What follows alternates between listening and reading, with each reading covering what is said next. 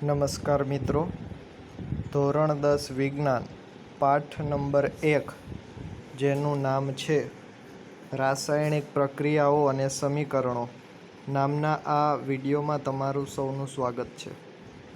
મિત્રો, સૌપ્રથમ આપણને એ ખ્યાલ હોવો જોઈએ કે આ ચેપ્ટરમાંથી કુલ 4 માર્ક્સનું પૂછાય છે. એક પ્રશ્ન 3 માર્કનો, એક પ્રશ્ન 1 માર્કનો. આમાં આપણને અથવા મળશે નહીં. હવે આપણે પાછળના લેક્ચરમાં જે ચર્ચા કરી હતી ત્યારથી આગળ વધીએ. 2 પ્રક્રિયાઓ છે તે થોડી પ્રેક્ટિકલ છે, એટલે આપણે એની શાંતિથી ચર્ચા કરશું. હવે આપણે વાત કરીએ કે રાસાયણિક પ્રક્રિયા થઈ છે તે કઈ રીતે નક્કી કરી શકાય. મિત્રો, એક અગત્યની વાત તમને કહેવામાં આવી છે કે રાસાયણિક પ્રક્રિયા થઈ છે એ નક્કી કઈ રીતે કરી શકાય. બરોબર ને? આપણે એમ કહી જ શું કામ શકીએ કે રાસાયણિક પ્રક્રિયા થઈ છે. ઓકે, આ હું સમજાવું એની પહેલાં મને જરા કાનો જવાબ આપો. આમાં તમને કીધું હતું કે ઉનાળામાં ઓરડાના તાપમાને દૂધને ખુલ્લું રાખવામાં આવે તો દૂધનો કંઈક રંગ પરિવર્તન નહોતો થતો. તો શું થતું હતું? તો કે એના આપણે તાપમાનમાં પણ ફેર નહોતો પડતો, પરંતુ એવું કંઈક થતું હતું જેને કારણે કહી શકીએ કે તેમાં રાસાયણિક પ્રક્રિયાઓ થઈ હતી. લોખંડવાળું જે હતું એમાં શું થતું હતું કે રંગ પરિવર્તન થતો હતો. લોખંડના રંગ કરતાં એના કાટનો રંગ હતો એ કંઈક અલગ હતો. દ્રાક્ષનું આથવણ થયું ત્યારે પણ એવું કંઈક થયું હતું. ખોરાક રંધાણો ત્યારે તો રંગમાંય પરિવર્તન થયું, સ્વાદમાં, સુગંધમાંય, બધામાં પરિવર્તન થયું હતું. બરાબર, આપણા ખોરાકનું પાચન થયું હતું એમાં પણ કંઈક રંગમાં ને ગંધમાં ને એ બધેમાં પરિવર્તન થયું હતું. આ રીતે આપણે ટૂંકમાં કહેવું હોય તો એમ કહી શકાય કે રાસાયણિક પ્રક્રિયા થઈ છે તે કાં તો અવસ્થામાં પરિવર્તન આવે. ભાઈ, અવસ્થામાં પરિવર્તન એટલે ઘન, પ્રવાહી કે વાયુ. એક સિમ્પલ ઉદાહરણ લ્યો તમે પાણીનું. બરફમાંથી પાણી બને તો એમાં અવસ્થામાં પરિવર્તન આવે છે. કઈ રીતે? તો કે બરફમાંથી જ્યારે પાણી બને ત્યારે બરફ તે ઘન હોય છે, પાણી હોય છે તે પ્રવાહી હોય છે. આ રીતે પછી આવે છે રંગમાં પરિવર્તન. મિત્રો, રંગમાં પરિવર્તનનું ઉદાહરણ શું લઈ શકાય? તો કે જે લોખંડમાં કાટ લાગે તે લોખંડનો પહેલે કંઈક અલગ કલર હતો, પરંતુ કાટ લાગ્યા બાદ તેનો કંઈક અલગ કલર થઈ ગયો. પછી આ વાયુનું ઉત્સર્જન. મિત્રો, વાયુનું ઉત્સર્જનનું એક સિમ્પલ ઉદાહરણ આપું તો એમાં આવશે આપણે જે ઓલું કલર કામ કરવા આવે આપણા ઘરે ત્યારે જે ઓલી કલરની જે આખી પેટી નાખે, બરોબર, તો ત્યાર પછી એમાં પાણી નાખવામાં આવે એટલે થોડુંક ધડાકા સાથે કંઈક આખો ધુવાણા ટાઈપ બહાર નીકળે, એટલે વાયુનું ઉત્સર્જનનું એક સિમ્પલ ઉદાહરણ. એને શું કહેવાય એ આપણે આગળ આવશે. પછી તાપમાનમાં પરિવર્તન. મિત્રો, પાછું આપણે ઉદાહરણ લેશું પાણીનું. પાણી હોય છે તેને આપણે રાખ્યું છે ગરમ કરવા, અને વરાળ બની ગઈ છે. એટલે પાણીની વરાળ બની એટલે ગમે એમ તોય પાણી H2O જ રહ્યો ને. હવે એમાં તાપમાન પાણીનું ઓછું હોય છે પણ વરાળ બની જાય એટલે તાપમાન વધે, એટલે તાપમાનમાં પરિવર્તનનું તે ઉદાહરણ છે. જો આપણે આપણી આસપાસ થતા ફેરફારનું અવલોકન કરીએ તો આપણે જોઈ શકીએ છીએ કે આપણી આસપાસ અનેક જુદી જુદી રાસાયણિક પ્રક્રિયાઓ થતી હોય છે. આ આપણે પહેલા લેક્ચરમાં ચર્ચાઓ કરેલી હતી. આ પ્રકરણમાં આપણે જુદા જુદા પ્રકારની રાસાયણિક પ્રક્રિયા અને એના સાંકેતિક નિરૂપણ વિશે અભ્યાસ કરીશું. મિત્રો, હવે ચેપ્ટરમાં 3 માર્ક્સનું IMP આવતું જાય છે. રાસાયણિક સમીકરણો. રાસાયણિક પ્રક્રિયા 1.1નું વર્ણન આ મુજબ થઈ શકે. જ્યારે મેગ્નેશિયમની પટ્ટી હવામાં સળગે છે ત્યારે મેગ્નેશિયમ ઓક્સાઇડમાં રૂપાંતર પામે છે. આ વાતની તમને ખબર જ હશે, બરોબર ને? ત્યાર પછી શું કીધું? આ રાસાયણિક પ્રક્રિયાઓનું વાક્ય સ્વરૂપે વર્ણન ઘણું લાંબુ થઈ જાય છે. આપણે ભાઈ વાક્ય સ્વરૂપે વર્ણન કરીએ. હાલો. મેગ્નેશિયમની પટ્ટીને હવાની હાજરીમાં સળગાવતા તે સફેદ જ્યોતથી સળગે છે, જગારા મારતી જ્યોતથી સળગે છે, અને અંતે સફેદ કલરની રાખ સ્વરૂપે મેગ્નેશિયમનો ઓક્સાઇડ ઉત્પન્ન થાય છે. આ લીટી કઈ થઈ ગઈ? લાંબી થઈ ગઈ. શું કામ? તો કે આપણે પ્રક્રિયા લખી હતી. પણ હવે આપણે એને થોડી ટૂંકમાં લખીએ તો એ પ્રક્રિયાને આમ લખી શકાય. તમે જોઈ શકો છો બ્લુ અક્ષરે, મેગ્નેશિયમ વત્તા ઓક્સિજન બરાબર મેગ્નેશિયમ ઓક્સાઇડ. બરાબર, એમાં મેગ્નેશિયમ અને ઓક્સિજન શું છે? એ પ્રક્રિયકો છે. શું છે? પ્રક્રિયકો. અને મેગ્નેશિયમ ઓક્સાઇડ શું છે? નિપજ. મિત્રો ખાસ યાદ રાખજો, એરાની જે ડાબી બાજુ આવે તેને પ્રક્રિયક કહેવાય ને એરાની જમણી બાજુ આવે નિપજ કહેવાય. બરાબર. અને બીજી રીતે યાદ રાખવું હોય તેમ કહી શકાય કે એરાની પાછળની સાઈડ હોય એને પ્રક્રિયક કહેવાય ને એરાની આગળની સાઈડ હોય તેને નિપજ કહે છે. મિત્રો શું કીધું છે? મેગ્નેશિયમ વત્તા ઓક્સિજન બરાબર મેગ્નેશિયમ ઓક્સાઇડ. પણ આપણે લાસ્ટ લેક્ચરમાં એક નાની વાત કરી હતી કે આપણે ખાલી જે તે તત્વનું નામ નહીં બોલીએ, ભેગી એની સંજ્ઞા બોલવાની પણ ટેવ પાડીશું. આથી આપણે એમ બોલી શકીએ મેગ્નેશિયમ Mg વત્તા ઓક્સિજન O2 બરાબર મેગ્નેશિયમ ઓક્સાઇડ MgO. ઓકે. હવે આમાં તમને એક પ્રશ્ન એવો થાય કે સાહેબ Mg આરે શું કામ 2 નથી લગાડ્યો અને ઓની આરે શું કામ 2 લગાડ્યો છે? એનું કારણ એ છે કે Mg વાતાવરણમાં મુક્ત સ્વરૂપે મળી આવે છે, એક પરમાણુ સ્વરૂપે મળી આવે છે, પરંતુ ઓક્સિજન હંમેશા વાતાવરણમાં બેના જૂથમાં એટલે O2 સ્વરૂપે જ હોય છે. બરાબર. હવે તમે એમ કહેશો કે સાહેબ તો 4 ઓક્સિજન હોય તો O4 આવે ને? તો કે ના આવે. 4 ઓક્સિજન એટલે બેના બે જૂથ આવે ને, એટલે 2O2 એવું લખાણ આવે. બરાબર.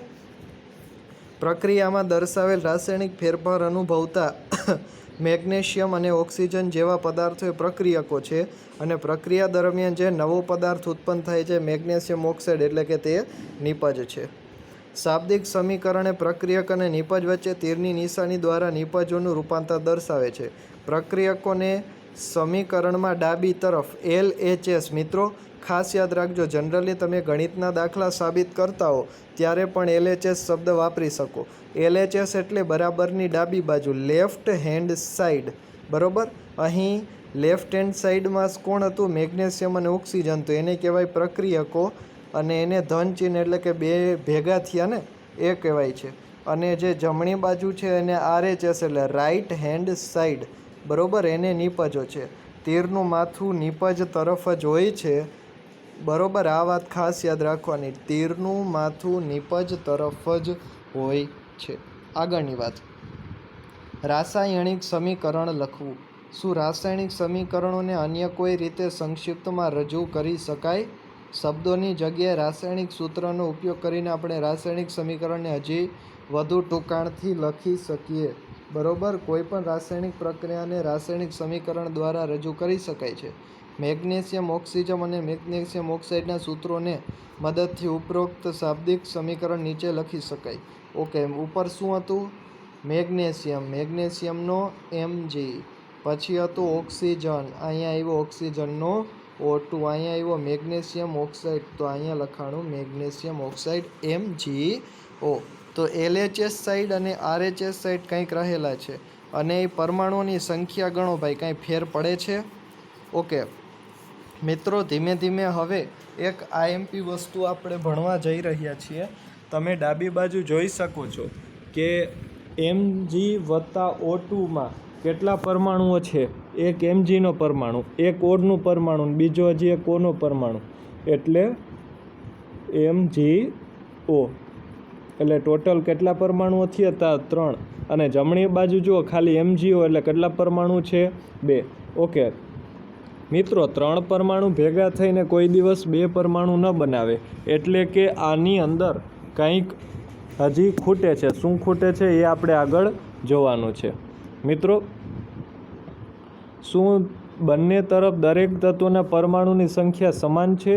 જરાક જોતા. મેગ્નેશિયમ ડાબી બાજુ એક જ છે, જમણી બાજુ એક જ છે. ઓક્સિજન ડાબી બાજુ 2 છે પણ જમણી બાજુ 1 છે. તો કહી શકાય કે અહીં મેગ્નેશિયમની સંખ્યા તો સરખી છે, પરંતુ ઓક્સિજનની સંખ્યા સરખી નથી. આમ બંને વચ્ચે દરેક તત્વના પરમાણુઓની સંખ્યા સમાન છે. જો ન હોય તો સમીકરણ અસંતુલિત કહેવાય અને અસંતુલિત સમીકરણ કોઈ દિવસ પ્રક્રિયાઓ કરી શકે નહીં, કારણ કે સમીકરણની બંને તરફના દળ સમાન નથી. ખાસ યાદ રાખજો કે અસંતુલિત સમીકરણ સાથી કહેવાય જ્યારે સમીકરણની બંને તરફ તમામ પરમાણુઓના દળ સમાન ન હોય ત્યારે કહી શકાય સમીકરણ અસંતુલિત છે. અહીં મેગ્નેશિયમ 1 ઓક્સિજન 2 હતા એટલે ટોટલ 3 પરમાણુઓ, જ્યારે મેગ્નેશિયમ 1 ઓક્સિજન એટલે 2 પરમાણુઓ.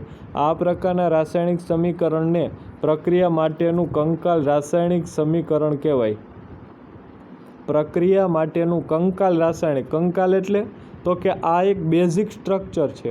આની ઉપર આપણે સંતુલન કરી બરોબર અને મુખ્ય સમીકરણ બનાવશું. કંકાલમાં શું હોય છે મિત્રો? હાડકાં હોય છે ને, હાડકાનું આખું સ્ટ્રક્ચર કમ્પ્લીટ હોય છે, એની ઉપર ચામડી ને એવું બધું જ બનાવવાનું હોય છે. તમને મગજમાં વાત ઉતરી હશે.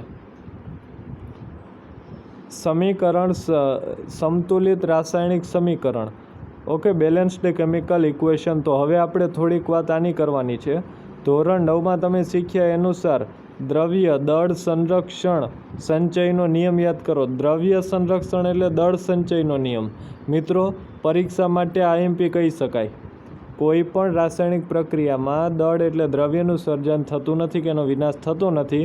કોઈ પણ રાસાયણિક પ્રક્રિયા નિપજોમાં હાજર રહેલા કુલ તત્વોનું દળ એ પ્રક્રિયકોમાં હાજર રહેલા તત્વોના દળ જેટલું હોય છે. આ કહેવા શું માગે છે કે આ બાજુ જે મેગ્નેશિયમ અને ઓક્સિજનવાળું છે બરાબર, તો આ બાજુ જે બન્યું તો આમાંથી આમાં કંઈ ઉત્પન્ન નથી થયું કે કાંઈ ગુમાવ્યું નથી, પરંતુ માત્ર બંને વચ્ચે કંઈક પ્રક્રિયા થયેલી છે.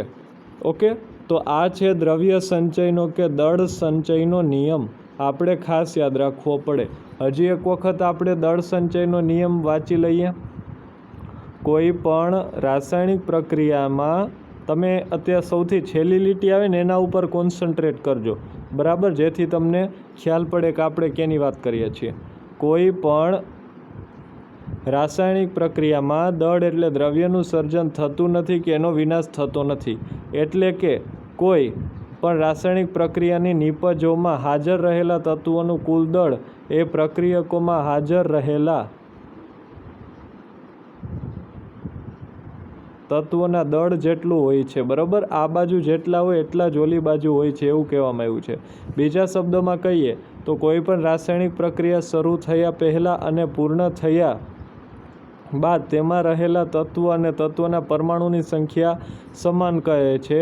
એથી જ કંકાલ રાસાયણિક સમીકરણને સંતુલિત કરવું જરૂરી બને છે. મિત્રો, કંકાલ સમીકરણ હતું બરાબર, એની અંદર શું ફોલ્ટ હતો કે ઉપર આપણે મેગ્નેશિયમની સંખ્યા સરખી હતી પણ ઓક્સિજન ડાબી બાજુ 2 હતો, જ્યારે જમણી બાજુ એની સંખ્યા થઈ ગઈ હતી 2 હતો ને ઓલી જમણી બાજુ સંખ્યા થઈ ગઈ હતી 1. સમજાઈ ગઈ ને વાત? તો કંકાલ સમીકરણને સંતુલિત કરવાથી દળ સંચયનો નિયમ છે એ જળવાશે બરાબર. તમને એમ થાય કે સાહેબ દળ સંચયનો નિયમ ન જળવે કંઈ વાંધો નહીં, પણ સમીકરણ તો સાચું પડે ને? તો કે ના પડે. આ સમીકરણ સમજણ માટે છે. હકીકતમાં આવી રીતે પ્રક્રિયા કરીએ તો પ્રક્રિયા થશે નહીં બરાબર. હવે આગળ વાંચીએ આપણે. શું સમીકરણ 1.2 સંતુલિત છે? તો કે નહોતું બરાબર. ચાલો આપણે રાસાયણિક સમીકરણને સંતુલિત કરતા શીખીએ. પ્રવૃત્તિ 1.3 માટે શાબ્દિક સમીકરણ નીચે પ્રમાણે રજૂ કરી શકાય. મિત્રો, એક બીજું ઉદાહરણ આપ્યું છે. જસત એટલે કે ઝીંક વત્તા સલ્ફ્યુરિક એસિડ એટલે કે ઝીંક સલ્ફેટ બનશે અને હાઇડ્રોજન છૂટો પડશે. ઉપયુક્ત શાબ્દિક સમીકરણને નીચે દર્શાવેલા રાસાયણિક સમીકરણ દ્વારા રજૂ કરી શકાય. Zn+H2SO4 બરાબર પ્રક્રિયા થઈને બનશે ZnSO4 વત્તા H2. મિત્રો, હવે ઘણી વખત તમને એમ થાય કે સાહેબ જસત એટલે કે ઝીંક અને સલ્ફ્યુરિક એસિડ ભેગા થયા તો હાઇડ્રોજન જ શું કામ છૂટો પડ્યો? ઓક્સિજને પડી શકવું જોઈએ ને, પાણીએ પડી શકવું જોઈએ ને, પરંતુ શું કામ ન પડ્યો એના આખા આપણે એક અલગ લેક્ચર લેશું અને આગળ આપણે ભણવાનું આવશે જ. છતાં તમને ટૂંકમાં કહી દઉં બરાબર. તો કોઈપણ ધાતુની એસિડ આરે પ્રક્રિયાથી હાઇડ્રોજન છૂટો પડે છે. આવો એક સિમ્પલ નિયમ છે. તો તમે Zn વત્તા H2SO4 લખેલું આવે તમને એટલું માઇન્ડમાં આવી જાય કે ઝીંક છે એ તો ધાતુ છે, H2SO4 એસિડ છે, તો ધાતુની એસિડ આરે પ્રક્રિયાથી હાઇડ્રોજન એટલે H2 છૂટો પડે. તો H2ને છૂટો પાડી વૈધું ઘટ્યું Znમાં લખી નાખો એટલે આવી ગયું ZnSO4. આ થોડોક પ્રેક્ટિસનો વિષય છે. તમે જરાક પ્રેક્ટિસ કરશો એટલે આવડી પણ જશે. પણ મેં આગળ આવતો એક નિયમ તમને અત્યારે કહી દીધો. નિયમ શું હતો? કોઈપણ ધાતુની એસિડ સાથેની પ્રક્રિયાથી હાઇડ્રોજન છૂટો પડે છે અને એક પ્રકારે ઝીંક સલ્ફેટને ક્ષાર કહેવાય. બરાબર? તો શું આવશે? ધાતુ વત્તા એસિડ બરાબર ક્ષાર વત્તા H2. તો આ પ્રમાણે આપણે સમજી શકીએ. આગળ વાંચીએ. ચાલો આપણે તીરની નિશાની બંને તરફ રહેલા જુદા જુદા તત્વોના પરમાણુઓની ચકાસણી કરીએ. ઓકે, હવે મિત્રો આ સમીકરણ છે એ યાદ રાખવાનું તમારે, એટલે જોવાનું છે ખાલી. જરાક જુઓ, Zn છે, તીરની ડાબી બાજુ કેટલા છે? Zn 1 છે ને, અને જમણી બાજુ 1 જ છે. પછી હાઇડ્રોજનની વાત આવે તો હાઇડ્રોજન ડાબી બાજુ કેટલા? H2 છે ને, અને આ બાજુ પણ H2, એટલે એ 2 છે. પછી આવે છે એસની વાત, તો સલ્ફર ડાબી બાજુ 1 જ છે. કોઈ મિત્ર મારો 4 ન કહે, યાદ રાખજો. H2 SO4, તો હાઇડ્રોજન 2, સલ્ફર 1, ઓક્સિજન 4. આમ આ રીતે છે. બરાબર? તો તમે જરાક જોઈ શકો છો.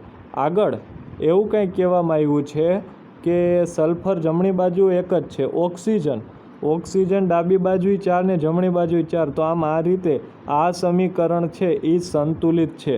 શા માટે? તો કે એમાં બધા જ પરમાણુઓ ડાબી બાજુ અને જમણી બાજુ બે સંખ્યાઓ સમાન છે. નીચે આગળ એક બીજું પ્રક્રિયા આપી છે, ફેરસ વત્તા H2O પાણી, એટલે Fe3O4 વત્તા H2. મિત્રો આની અંદર કે કોઈ પણ ધાતુની પાણી હારે પ્રક્રિયાથી હાઇડ્રોજન છૂટો પડે છે. આવો પણ એક નિયમ કહી શકાય. હવે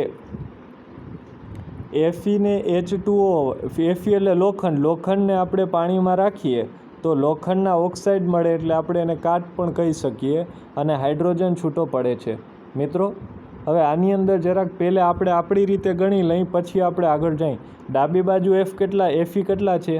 1. જમણી બાજુ 3. ખબર પડે છે ને? એરાની ડાબી બાજુ F કેટલા છે? 1 છે. એરાની જમણી બાજુ Fe કેટલા છે? 3 છે. એરાની ડાબી બાજુ હાઇડ્રોજન કેટલા છે? 2 છે. એરાની જમણી બાજુ હાઇડ્રોજન 2 છે, અને ડાબી બાજુ ઓક્સિજન 1 છે, જ્યારે જમણી બાજુ ઓક્સિજન 4 છે. તો આવો કંઈ ગફલો થયો ને? તો આ કેવું છે? પ્રાથમિક સમીકરણ, બેઝિક્સ ઇક્વેશન અથવા તો કંકાલ સમીકરણ. એને આપણે સંતુલિત કરવાની કંઈક વાત કરીએ તો પહેલો તબક્કો શું છે કે રાસાયણિક સમીકરણને સંતુલિત કરવા સૌપ્રથમ દરેક સૂત્રની ફરતે એક બોક્સ બનાવો. જોઈ લો, બોક્સ બનાવ્યું ને? આ Fe વાળું સમીકરણ હતું, Fe વત્તા H2O, તો Fe3O4 વત્તા H2. તો આમાં જુઓ બોક્સ બનાવ્યું છે ને. હવે બીજું શું છે કે જુદા જુદા તત્વોના પરમાણુની સંખ્યાની યાદી બનાવો. જોઉં જરાક. Fe 1 છે, Fe આ બાજુ 3 છે, આ બાજુ એ હાઇડ્રોજન 2 છે, આ બાજુ હાઇડ્રોજન 2 છે, આ બાજુ ઓક્સિજન 1 છે, આ બાજુ ઓક્સિજન 4 છે. તો તમે એક યાદી બનાવી. રેડી. હવે કોઈ મહેરબાની એવું ના પૂછતું કે સાહેબ આમાં FeH અને O 3 જ શું કામ લખ્યા? બરાબર? તો કે ભાઈ આમાં જેટલા હોય એટલા જ લખવાના હોય ને. બરાબર? હવે કોઈ પાછું એવું ના પૂછતું કે સાહેબ આ બાજુ હોય પણ આ બાજુ ના હોય. તો ભાઈ હોય અને હોય જ. જો એ કદાચ આમાં ન હોય તો બરાબર વત્તા કરીને અલગથી લખેલું હોય, પણ હોય તો ખરા. જો સરળતા ખાતર સૌથી વધુ પરમાણુઓ ધરાવતા સંયોજનમાં સંતુલનની શરૂઆત કરો. તે પ્રક્રિયક કે નિપજ ગમે તે હોઈ શકે છે. તે સંયોજનમાં સૌથી વધુ પરમાણુઓ ધરાવતું તત્વ પસંદ કરો. આ સિદ્ધાંત પ્રમાણે Fe3O4 અને તેમાં રહેલા ઓક્સિજન તત્વોની પસંદગી કરીએ. જમણી તરફ ઓક્સિજનના 4 છે, જ્યારે ડાબી તરફ ઓક્સિજનનો માત્ર 1 જ પરમાણુ છે. દેખાય છે કે નહીં? સરળતા ખાતર સૌથી પહેલાં જેની સંખ્યા વધુ હોય તેને આપણે સમજશું. બરાબર? તો આ બાજુ ઓક્સિજન જમણી બાજુ 4 છે, જ્યારે ડાબી બાજુ માત્ર 1 છે. તો એના વિશે થોડીક ચર્ચાઓ કરી શકાય.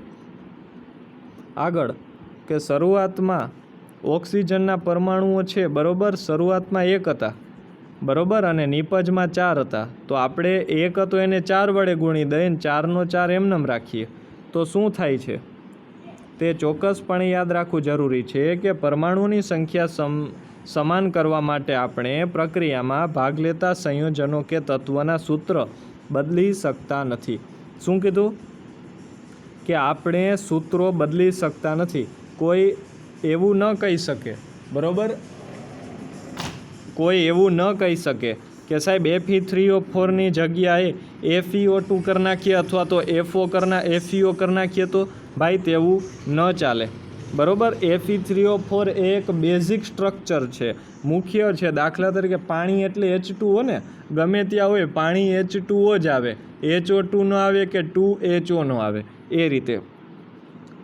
પછી શું કરવાનું છે આગળ? ચોક્કસ યાદ રાખવું જરૂરી છે કે પરમાણુની સંખ્યા સમાન કરવા માટે આપણે પ્રક્રિયામાં ભાગ લેતા સંયોજનો કે તત્વોના સૂત્ર બદલી શકતા નથી. ઉદાહરણ તરીકે ઓક્સિજન પરમાણુને સંતુલિત કરવા 4 સહગુણક મૂકી 4H2O લખી શકાય, પણ H2O4 લખવું અથવા H2O4 ન લખી શકાય, બરાબર. આંશિક રીતે સમીકરણ સંતુલિત આ મુજબ થશે: Fe વત્તા 4H2O Fe3O4 વત્તા H2.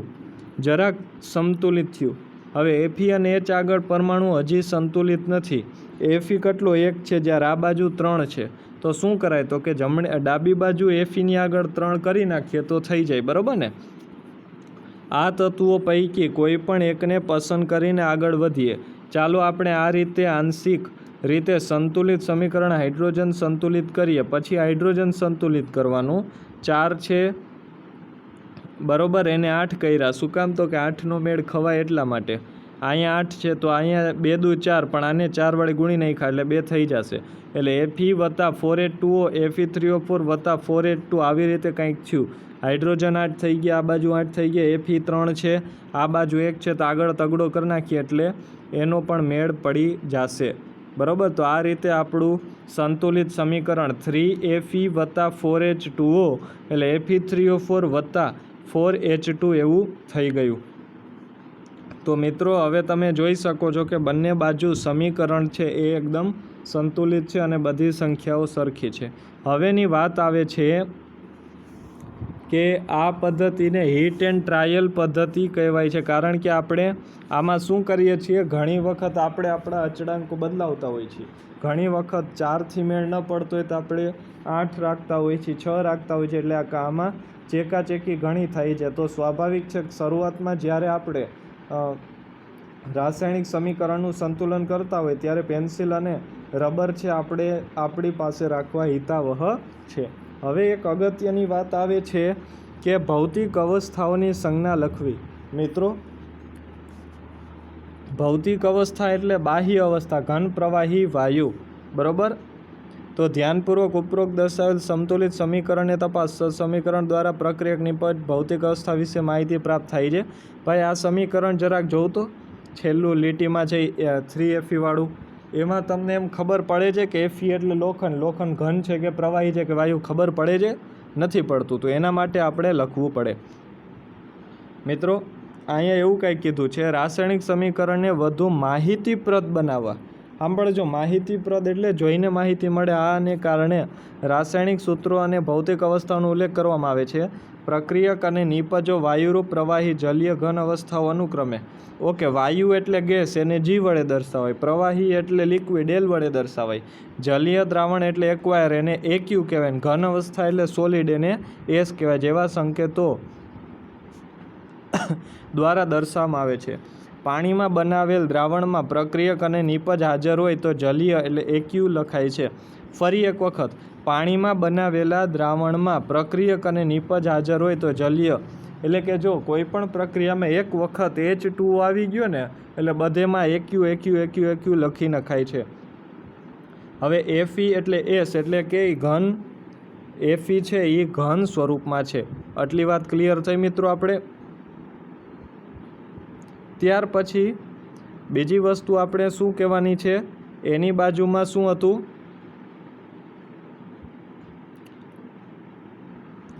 FeS એટલે કે ઘન હતો. પછી H2O G એટલે કે તે વાયુ એટલે વરાળ સ્વરૂપે હતો. પછી Fe3O4 એ S એટલે સોલિડ સ્વરૂપે છે અને H2 છે એ G એટલે કે ગેસ સ્વરૂપે છે, બરાબર. અત્રે નોંધનીય છે કે H2Oની સાથે Gનો ઉપયોગ દર્શાવે. આ પ્રક્રિયામાં પાણીનો ઉપયોગ નહીં પણ પાણીની વરાળ એટલે કે બાષ્પ સ્વરૂપે ઉપયોગ કરવામાં આવ્યો છે. સામાન્ય રીતે જ્યાં સુધી જરૂર ન હોય ત્યાં સુધી રાસાયણિક સમીકરણમાં ભૌતિક અવસ્થાનો સમાવેશ કરવામાં આવતો નથી. અને હવે એક અગત્યની વાત કે મિત્રો રાસાયણિક સમીકરણ દર્શાવવું હોય તો ઘણી વખત આપણે તાપમાન, દબાણ, ઉદ્દીપક વગેરે કહેવું પડે કે અમે આ બેની પ્રક્રિયા કરીને એમાં આવું થોડુંક નાખ્યું, સમજાણું, જેથી પ્રક્રિયા જલ્દી થઈ ગઈ. તો એ બધું જે નાખ્યું એમાં જનરલી 3 વસ્તુ હોય છે: તાપમાન, દબાણ અને ઉદ્દીપક. બરાબર. તો એ અને અથવાનું મિનિંગ શું થાય કે હોય અથવા તો હોય અને ન પણ હોય, એ પ્રકારે કે તાપમાન, દબાણ અને ઉદ્દીપક હોય અને તાપમાન, દબાણ હોય કદાચ ઉદ્દીપક ના હોય, એ પ્રમાણે થાય છે, એ અગત્યનું નથી. આગળ નીચે 2 સમીકરણ આપ્યા છે. બરાબર. હવે સમીકરણ પહેલું છે ને, જે એ આલ્કોહોલિક આખું રસાયણ છે એ બનાવવા માટેનું છે, હાઇડ્રોક્સાઇડ બનાવવાનું. અને બીજું છે એ પ્રકાશ સંશ્લેષણ પ્રક્રિયાનું ઉદાહરણ છે, જે આપણા માટે અતિ અગત્યનું છે. તો અહીં CO છે એની H2O પ્રક્રિયા કરવી હોય તો આપણે 340 વાતાવરણ જેટલું દબાણ આપવું પડે. પ્રેશરનું એકમ છે. તો બનશે CH3OH. હવે એના પછી આવે છે CO2 વત્તા 12H2O. બરાબર. એટલે વનસ્પતિ વાતાવરણમાંથી કાર્બન ડાયોક્સાઇડ લઈ H2 એટલે પાણી હારે પ્રક્રિયા કરી એમાં સૂર્યના પ્રકાશ ઉર્જાનો ઉપયોગ કરી પોતાની અંદર રહેલા નીલકણો કે હરિત કણો હારે પ્રક્રિયા કરી તે ગ્લુકોઝ બનાવે છે, પાણી અને O2 એટલે કે ઓક્સિજન છૂટો પાડે છે. તો આ રીતે આપણે કહી છીએ કે વનસ્પતિ આપણને ઓક્સિજન આપે છે, તો ખબર પડી ગઈ ને, કાર્બન ડાયોક્સાઇડ લઈ લીધો અને ઓક્સિજનને છૂટો પાડી દીધો. આ તબક્કાનો ઉપયોગ દ્વારા શું પાઠ્યપુસ્તકમાં આપેલા અગાઉ સમીકરણોને સંતુલિત કરી શકશો? તો કે હા, આપણે આગળ આવતા સમીકરણોની પૂરી ટ્રાય કરશું. મિત્રો, આમાં પ્રશ્નો છે, એમાં એક પ્રશ્ન, મેગ્નેશિયમ પટ્ટીને હવામાં સળગાવતા શા માટે શુદ્ધ કરવામાં આવે છે? એનું કારણ શું હતું કે મેગ્નેશિયમની પટ્ટીને આપણે કરશું એટલે એ ચમકદાર બનશે અને સાથે સાથે એની ઉપરનો કચરો દૂર થશે. આથી આપણી પ્રક્રિયા સરળ બનશે. પછીની 2 પ્રક્રિયાઓ સંતુલિત કરવાની, એનું આપણે અલગથી લેક્ચર બનાવશું. બાકીના 2 પ્રશ્નોનું પણ આપણે થોડુંક કામ કરશું. તો આ રીતે આપણે હવે રાસાયણિક પ્રક્રિયાનો પ્રકાર જે IMP ટોપિક છે એ આપણે શાંતિથી કરીશું. પણ આશા રાખું છું આજે જે આપણે સમીકરણ સંતુલિત કરવા માટેની જે થોડીક માહિતી મેળવી એ તમને સમજાઈ ગઈ હશે.